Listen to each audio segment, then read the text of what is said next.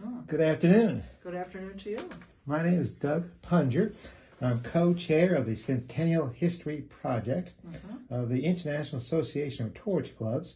It is my esteemed pleasure to be with Norine Haas, a leader of the International Torch Club for many years. Please introduce yourself to our audience. Well, hello everyone. I'm amazed at this opportunity to talk about things with the all things torch with Doug. Go ahead, Doug. Pleasure. Tell us a little about yourself personally, your family, and Let's see.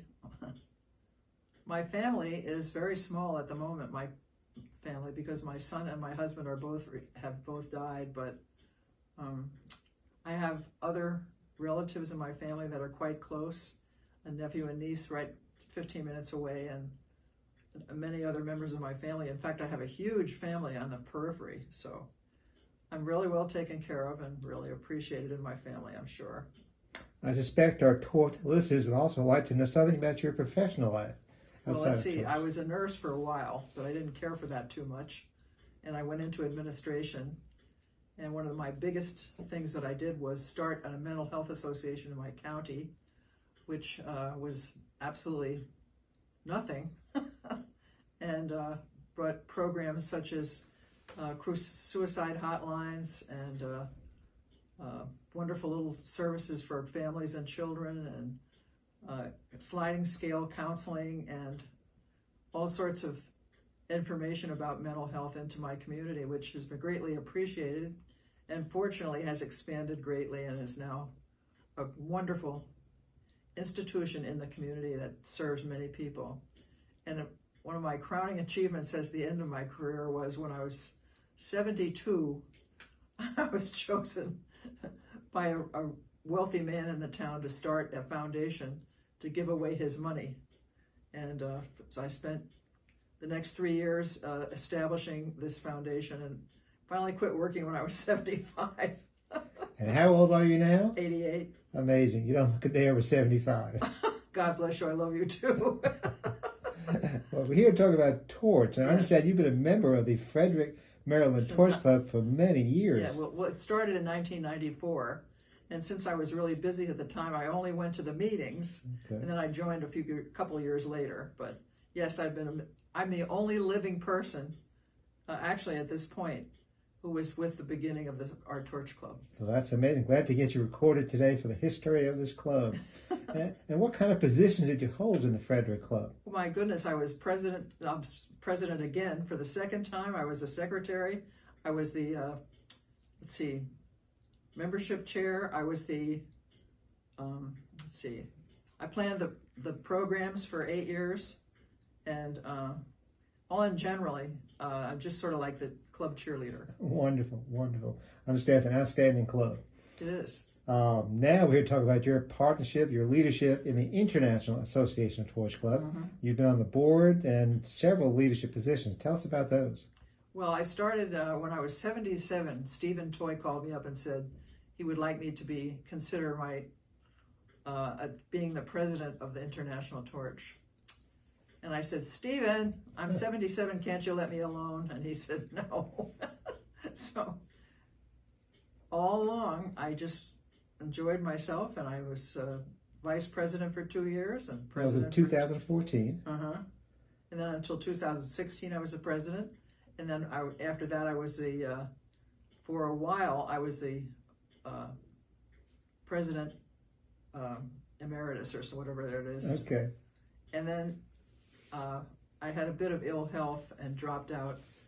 But Dorothy Driscoll last year asked me to join, so I was on for another year last year as past president, but quite far in the past.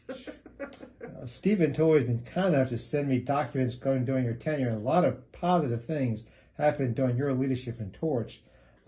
Just for example, it was a tough time when you became president when the contract with the association builders was not working well. Yes. And tell us how that was handled. What happened? Well, we just decided to not work with them any longer.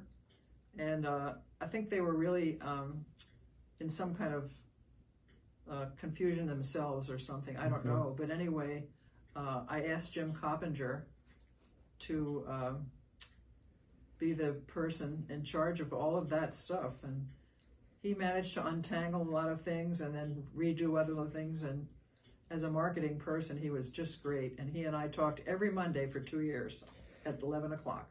And among the things that you worked on was the Torch magazine, right? Well, yes, we worked on the magazine, and we worked on, of course, the magazine now is even better, which I'm thrilled. But we just, we redid a lot of things. Wasn't there a database? There was a database? The database was all confused, and he and a friend from the Lincoln, Nebraska Torch Club fixed that all up, and we really started many things from scratch. Another thing you started, I think, was the web page. Yes, we started a web page. And that's in my local club. Okay. Mm-hmm. And there was one for international as well, right?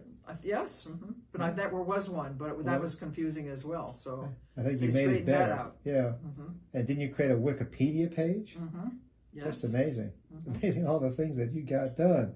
And there, I understand a great program. I wish I could do it. Torch Tours. Tell us about Torch Tours. Oh, yes. It was an idea that had been advanced, I don't know how many years before, and then somehow nobody ever did it. And so I said, well, why not? And so we actually had a torch tour to Cuba and one to Costa Rica, and they were very successful. Mm-hmm. But when I wasn't president anymore, the idea seemed to just drop. It's too bad. Sounds like a lot of fun. There was a Century project approved in August of 2015 during your tenure. Do you recall the Century project? Well, that was to lead up and get new clubs and lead up with this. I guess we wanted to put the history together. You did, and that's what you're doing, which I'm grateful. Yes, Thank you appointed Stephen Toy to chair Centennial Committee. He's got so many papers.